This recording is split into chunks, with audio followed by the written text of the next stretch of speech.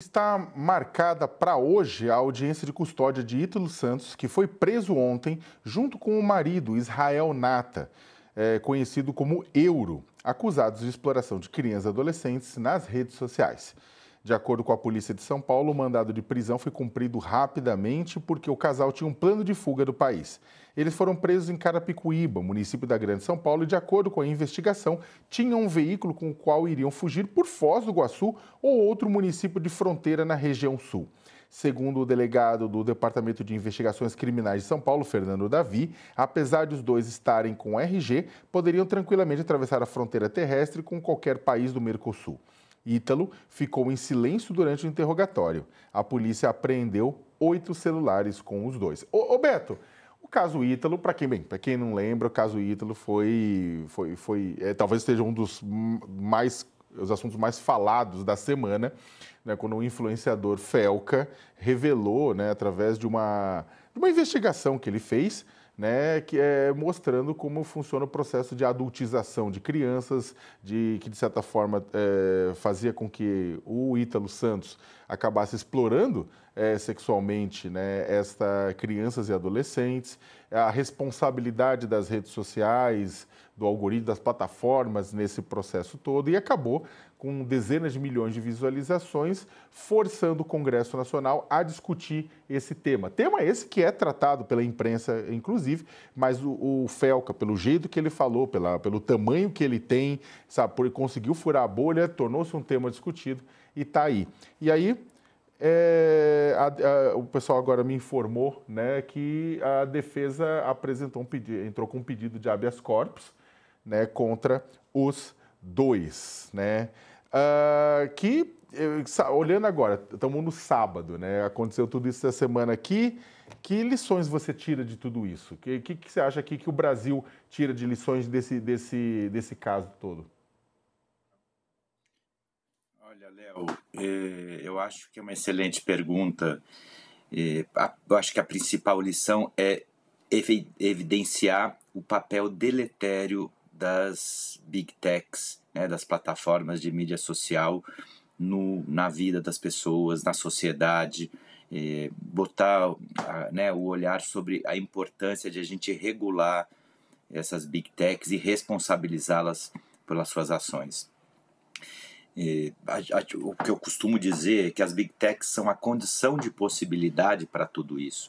Então, obviamente, a gente acabou de fazer um levantamento no Instituto Democracia em Cheque, eu estava, inclusive, trabalhando esses últimos 2 dias nele, tentando analisar como que o debate no YouTube se deu sobre o vídeo do Felca. E é interessante observar como, obviamente, tem 20% da discussão que é feita no âmbito da politização, então, onde vai aparecer Lula, Bolsonaro, esquerda, direita, etc. Mas o grosso uma parte também, um debate religioso sobre isso, mas o grosso da discussão, e veja que interessante, né? Quando a gente olha a descrição dos vídeos que falam, se referem ao Felca e depois os comentários, é a preocupação sobre a regulamentação. Então, a sociedade brasileira tem claro que a grande questão é a discussão sobre a regulamentação das plataformas. Não é possível continuar esse vale tudo. Essa semana a gente viu uma reportagem da Reuters mostrando como a inteligência artificial da Meta favorece a sensualização de crianças e comentários racistas. Quer dizer, é algo absolutamente impensável, né? Mas assim, é fato, é real. Embora o Zuckerberg, no começo do ano, quando rasgou a fantasia e resolveu abraçar o trumpismo, ele falou que não, mas vai ser um liberou geral, mas essa questão de pedofilia a gente vai manter. O contrário, né? No vídeo da denúncia do Felca, do meu ponto de vista, imagino que, né, gostaria de ouvir você e o Ronilson, mas eu acredito que a parte mais assustadora, Sakamoto, é quando ele abre uma conta no Instagram e só começa a seguir alguns conteúdos inocentes que tinham crianças.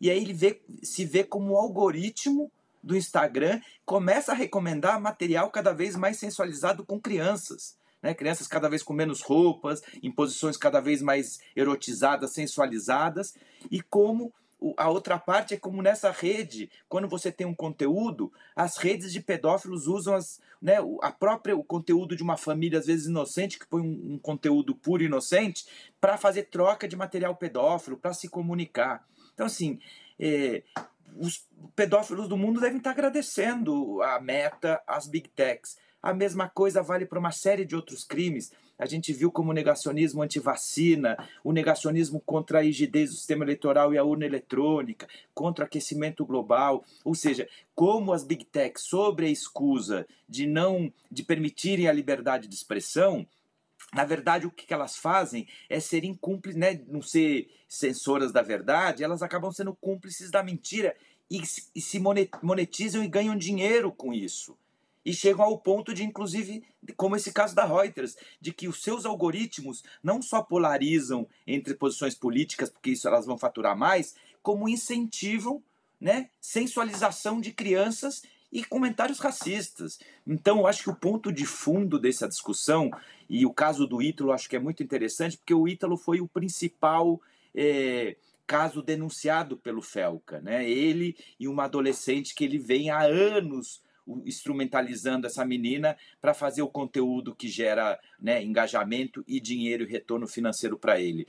Mas, assim, olhar para o Ítalo é olhar para o aviãozinho. Eu quero pegar o dono da boca de fumo. No caso, o dono da boca de fumo são as Big Techs, que continuam, né, agindo impunemente. Ou o Brasil faz uma regulamentação não só do conteúdo infantil, mas das Big Techs, ou a gente vai enxugar gelo. Dizer que a culpa é dos Ítalos, dos influenciadores que se aproveitam, ou de pais lenientes, isso é a pontinha do iceberg. O problema está por detrás, são as Big Techs que promovem e permitem que essa barbaridade ocorra embaixo dos nossos narizes.